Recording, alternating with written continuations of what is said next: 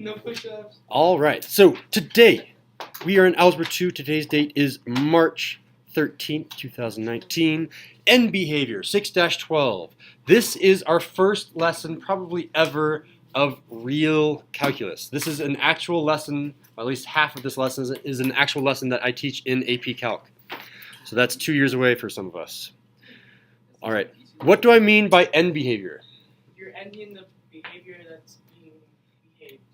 Yeah, I need to end Chris's behavior. End behavior. It's answering this question. Here's the question. What is the height?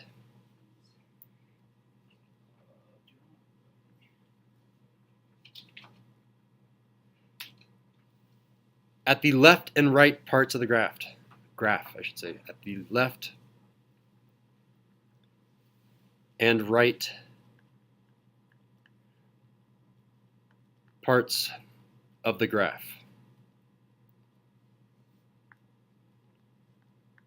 That's essentially what I'm asking. What is the height? And I don't mean an arbitrary left. I mean as I go to left forever, as I go towards negative infinity on the x-axis. When I say right, I'm really talking about going to positive infinity on the x-axis. Chris, put your writer down. Okay. A horizontal asymptote. Well, before I even talk about a horizontal asymptote, what is an asymptote? All right, so an asymptote, I love the way that my calculus teacher in high school taught me an asymptote. It's this idea that I get really, really close to something without touching it. And sometimes I can touch it and then come from the back. That's a weird type of math. But for our general sake, an asymptote is getting really, really, really, really close to something without ever touching it.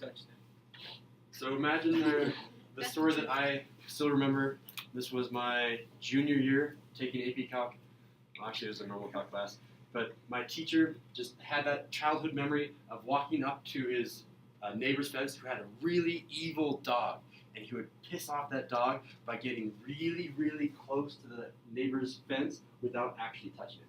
That's the idea of an asymptote. You get really, really close to it without actually touching it. We're good? Write it down.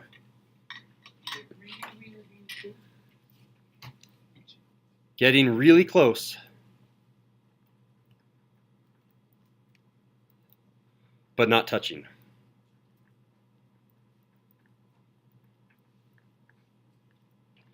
And do a little asterisk if you want, because I'm lying to you. Sometimes it does touch, and I actually show you a picture in example 1 of what a horizontal asymptote means. So an asymptote, we have that idea, but a horizontal asymptote, horizontal means, is it going this way like a horizon, or is it going this way? Horizontal horizon. What a weird thing. Yeah, it's going left and right. So do a little bar that says left and right, that's horizontal. If you want the alternative, we won't talk about this for, I think it's somewhere in this lesson, not today's lesson, but in the future, we're going to be talking about this other one, which is called a vertical asymptote. That's coming soon. That's where it goes straight up and down. Straight up and down. This graph actually has a vertical asymptote, but I'm not going to be talking about it, just like Fight Club. We're only going to be talking about horizontal asymptotes. Can you see them? There's only one on this graph. Yeah. As I go farther and farther out to the right and farther out to the left, I have the same horizontal asymptote. Sometimes I have a different horizontal asymptote when I go to the left, and a different one from the one that I go to the right. This one actually has the same one. What is that horizontal asymptote? Can you draw it? On this graph, can you draw that asymptote? What does it look like? And here it is. Maybe I should make that in a different colors to make it pop out. Pop. It's a horizontal asymptote because this line out to the left gets closer and closer and closer, but never touches it. Out to the right, this line gets closer and closer and closer, but never touches the asymptote. And I told you to write this little asterisk up here because technically this line did come through and touch it once, but it still matches the definition of getting closer and closer without actually touching it, so it still is an asymptote. Are we okay with the graphical representation of what a horizontal asymptote is? Yes. Nods our heads. All right, cool. Let's talk about the math of it. Here is the calculus lesson, and I can even open up Ben, Arrow, or Rochelle's notebook, and you will see the same exact equations, same exact notes. I call these, and my mentor teacher, John Wynn, calls these the top-bottom rules. So we're going to be looking at polynomials in fractions, like we have been doing this entire unit. We are going to be looking at that top and the bottom in terms of their highest degree. What do I mean when I say highest degree? The highest what? Exponent. Yeah, go ahead and write exponent above degree.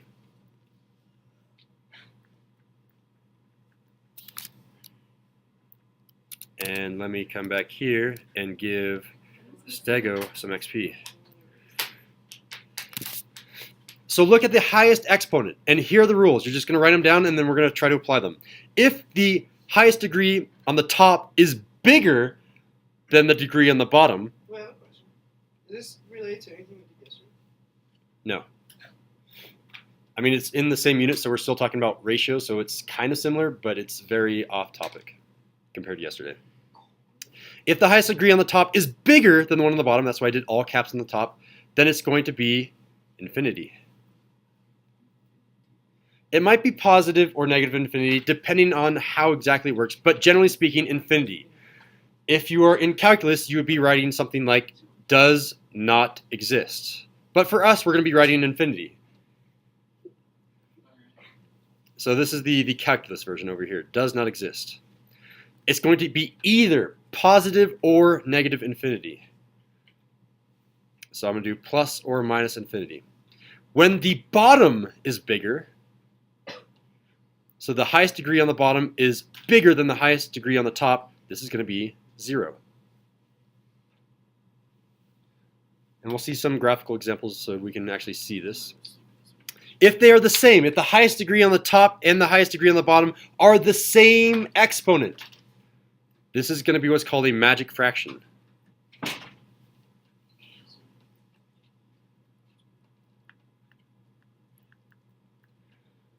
We'll see a magic fraction in a sec. But for now, it is one of the funnest, I don't know if that's a word, it's one of the most fun things to do. You get to just cross out a ton of math so you don't have to do it. All right, these examples correspond to the rule. Why does this fit rule 1? Someone regurgitate to me. Quiet raised hand. Why does example 1 fit with rule 1? Gio. Because that's a high degree. What is the degree of the numerator? 2, and the degree of the denominator is? 0. 1. Exactly. So that's why it fits. So therefore, Gio, this is equal to? So it's only based on the positive. degree? Yeah, this one is actually, okay, it is positive infinity in this case. Say again, Chris? Do you count? Do you ever count? Is your name Chris? I was just asking a question. So that was kind of mean. That was kind of mean.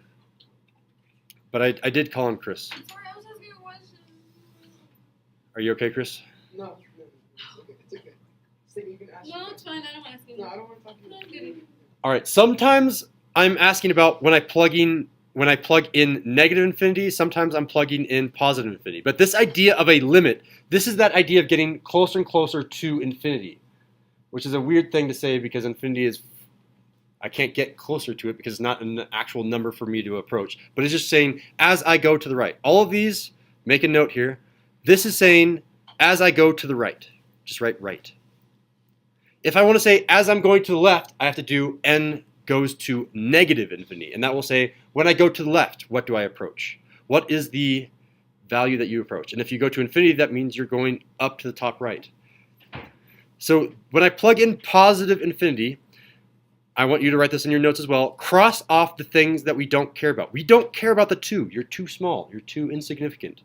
Whoa. You're too small, 5x. I'm going to get rid of you.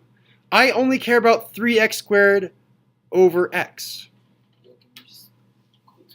And you can actually see here, go ahead and rewrite this on the other side over here as well. When I have 3x squared over x, that reduces to what? If I only care about the biggest things on the top and bottom, what does this reduce to? Someone aside from Gio? Oh, I was going to ask you that. Oh, Fiona. 3x. 3x.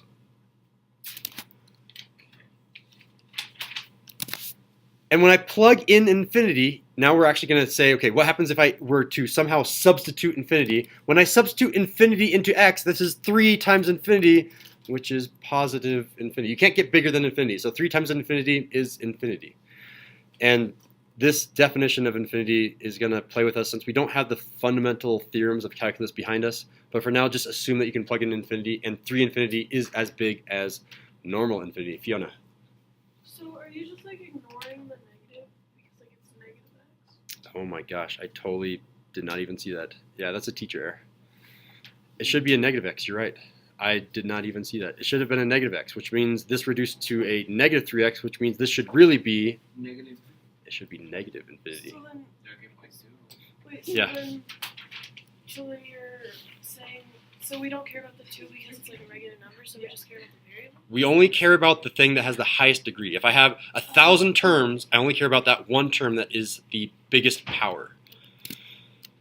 All right, so Fiona and Gio got some XP.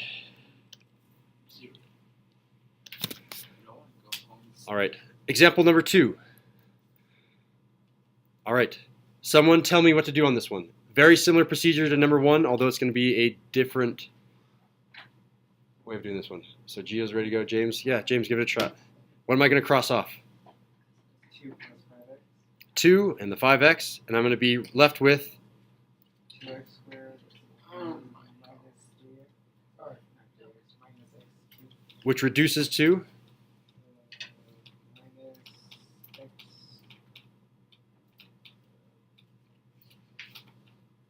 negative 2 over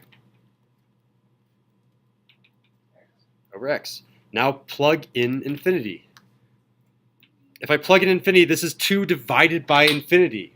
Infinity is a huge number. Think about the biggest possible number, and it's bigger than that. 1. If I divide 2 by a huge number, 1. 0. And the negative sign will tell you what side you're approaching 0 from. I'm approaching 0 from the bottom. So this is going to be 0, and then in parentheses from the bottom.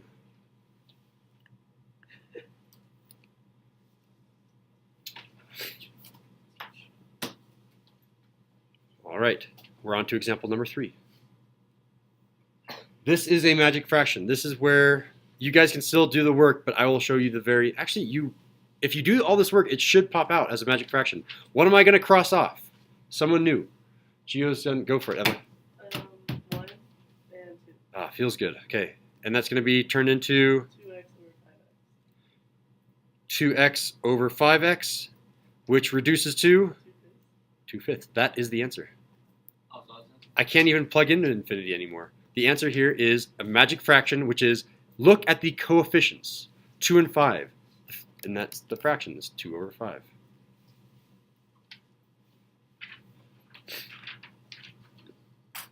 Let's apply this to some Khan Academy type problems on the back.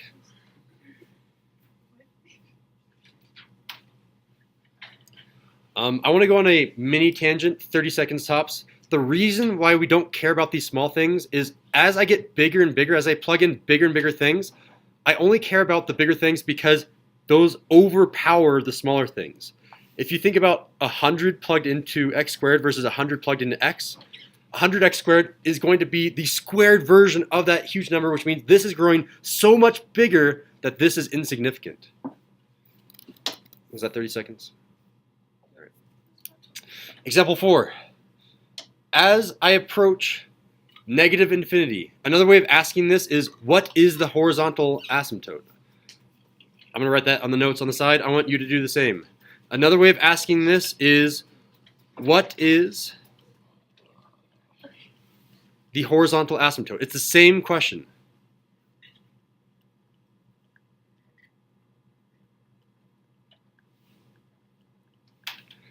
It's just another way of asking the same question. What is the horizontal asymptote? So now we're plugging in negative infinity, so we'll have to be careful about our signs. Oh, wait. Oh. What am I going to cross off? You cross off negative 16x and 7x. Okay.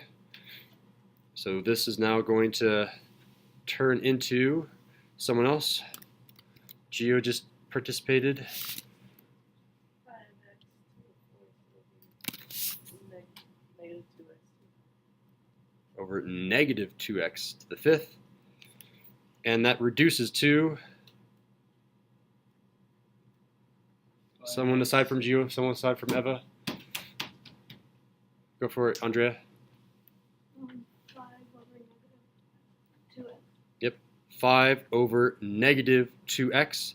So when I plug in negative infinity, what is this going to be? Is it 0 from above or 0 from below? What do you guys think? Above or below? Thumbs up, thumbs down. Is it above or below? It's negative infinity. Not everyone is voting. I don't know. The middle. Well, we already had a negative sign down here. So a negative times a negative is a positive. That's above. Correct answer is D. 0 from above.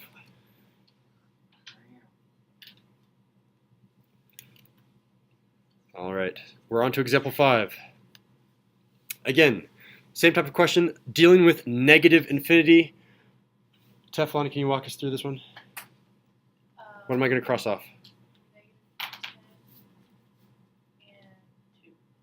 Okay, so it reduces to 2x to the power of 5 over 8x to the power which reduces to, of 4.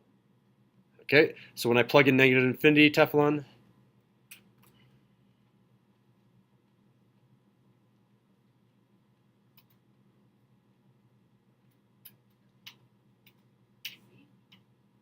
careful. What is negative infinity divided by 4? It's the same thing as negative infinity divided by 1,000.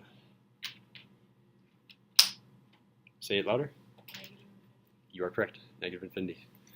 And I just want to interpret what we've been doing before we write our summaries. What this is saying is, as I go to the left, this is saying, as I go to the left, what is the height? The height goes, and this is now saying down. That means if I actually graph this, I should be able to see that the end behavior on the left side goes down towards negative infinity. And let me graph this really quick. You can write your summary if you want to try to ignore me. Let's get rid of these warm-up things. So y equals 2x to the power of 5 minus 10x to the 4th minus 10x to the power of 4. And then all of that divided by